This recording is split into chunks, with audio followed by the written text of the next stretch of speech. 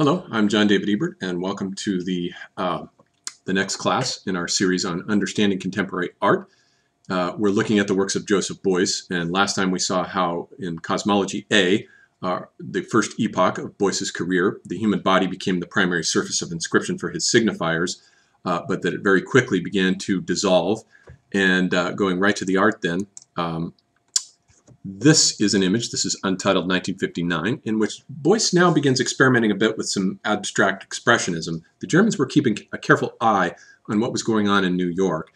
And here Beuys sort of reterritorializes abstract expressionism at precisely the point where his work reaches a juncture and the first cosmology begins to dissolve. And here you can still see the human form, but it's also dissolving. It's coming to pieces and it's being liquefied.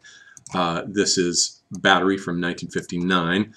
It does have a reference to the batteries that he will later become a symbol for spiritual, conducting spiritual potential in social situations in his later work. But it is still a work that looks back at abstract expressionism, and he's experimenting with it. Just as Gerhard Richter, also in his early work, was keeping a careful eye on New York pop art and began to incorporate some of the elements of pop art in his art. So Beuys was keeping an eye on abstract expressionism, and we see him here in these early works. This one is Felt Action, 1963, beginning to sort of play around with it. But it is the work here known as Bathtub 1960 that is really the key transitional point, the gateway, as it were, whereby Cosmology B, the art of his mature period, of his Dusseldorf period, now begins to come into being.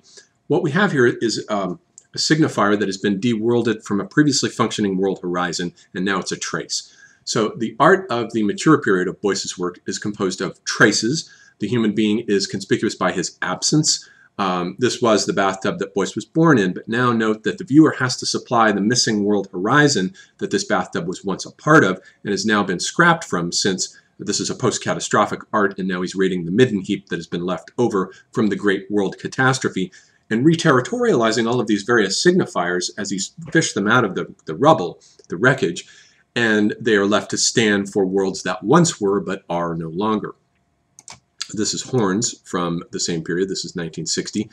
And here too now what we have are horns that stand in for the animal. The animal is missing, and so the viewer has to supply, it's a syncopated image, so the viewer has to supply the missing animal form, just as the great animals that had been one of the major signifiers of his first period, the various cows and sheep and bees and swans and so forth. Those are all gone now, just as the human form is gone.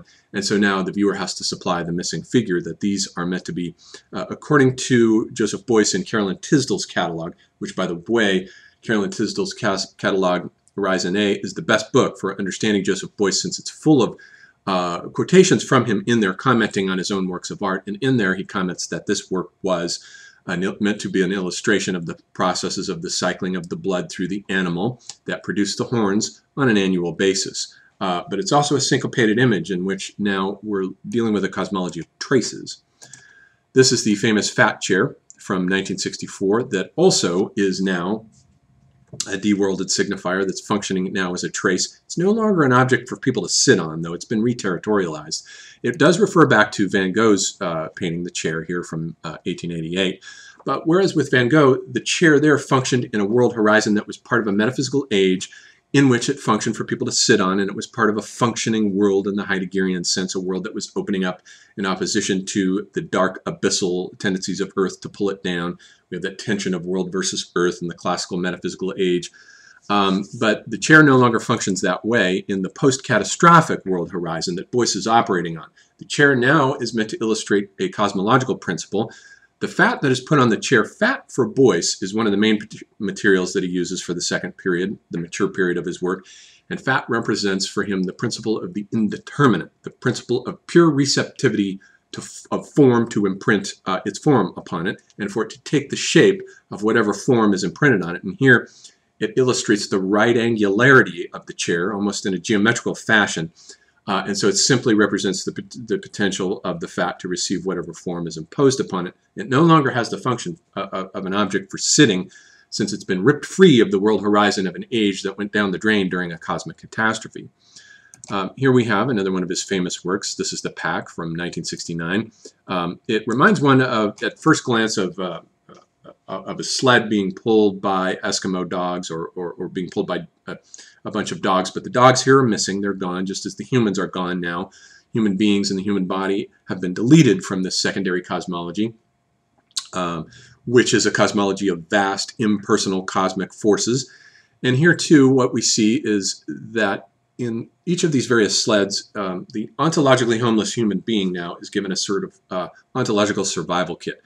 Each one has a roll of felt on it, and felt signifies for Beuys the warming principle of isolation. It isolates and it warms the individual, and there's a flashlight and there's a hunk of fat on each one of these sleds. So in Heidegger's age of the ontologically homeless human being, the human being who's been estranged from being as the result of the enframing processes of the scientific industrial world order that have ruptured his relationship to being, now for this world of the ontologically homeless human being, Beuys provides an emergency survival kit for each individual. Now, this is a drawing for a sculpture. This is Virgin, 1958. The actual sculpture was produced in 1961.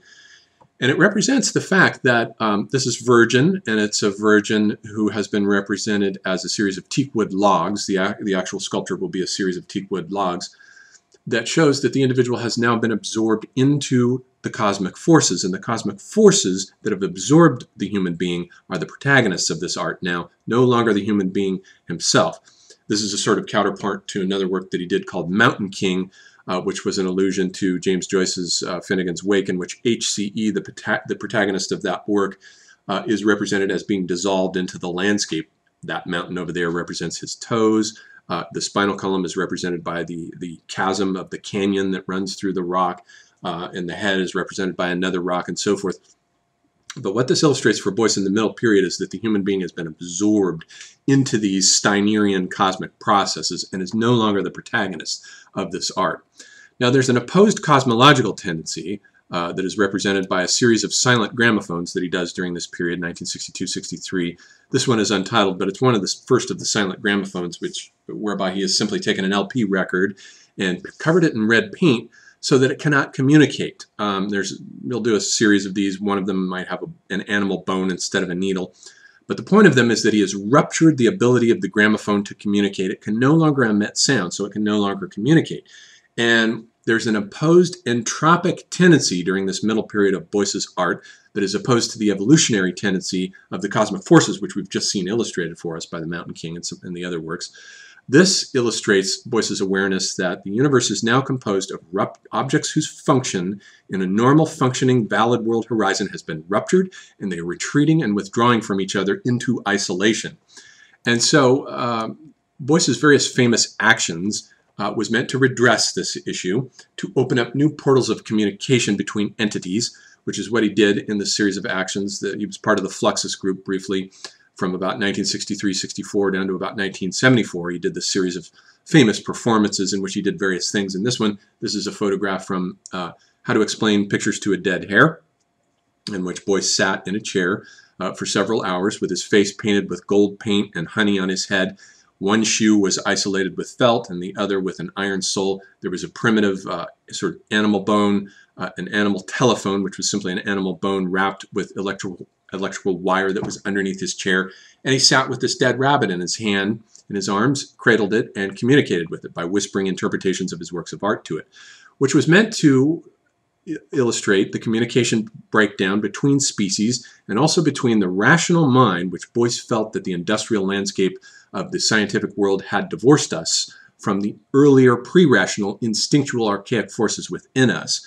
And he was trying to open up portals of communication between these non-rational forces and instincts within us and the rational mind, as well as opening up portals between species, animals, and humans in a very shamanic manner.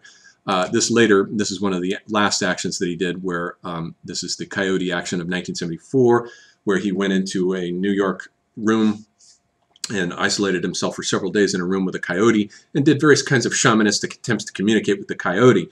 Once again, addressing the communication breakdown of contemporary man and trying to repair that communication breakdown by opening up new portals of communication between species and between various modes of thought.